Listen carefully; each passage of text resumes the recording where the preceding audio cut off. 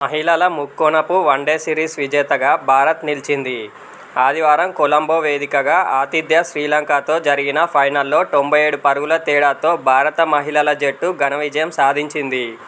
ఈ తుది పోరులో మొదట బ్యాటింగ్ చేసిన టీమిండియా నిర్ణీత 50 ఓవర్లలో 7 వికెట్ల నష్టానికి 342 పరుగుల భారీ స్కోరు సాధించింది.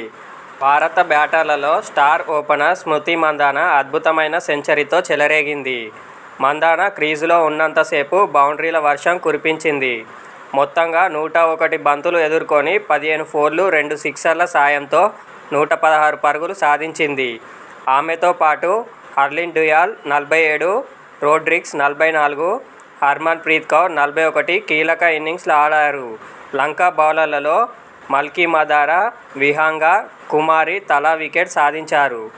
అనంతరం 343 పరుగుల భారీ లక్ష్యంతో బరిలోకి దిగిన శ్రీలంక అమ్మాయిల జట్టు భారత బౌలర్ల ధాటికి 48.2 ఓవర్లలో 245 పరుగులకు కుప్పకూలింది.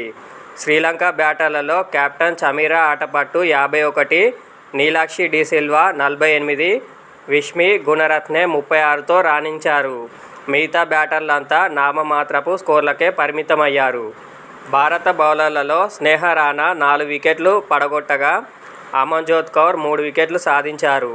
కాగా భారత్, శ్రీలంకతో పాటు దక్షిణాఫ్రికా పాల్గొన్న ఈ టోర్నమెంట్లో ఆడిన 4 మ్యాచుల్లో 3 గెలిచిన హర్మన్ సేన 6 పాయింట్లతో పట్టిక అగ్రస్థానంలో నిలిచింది.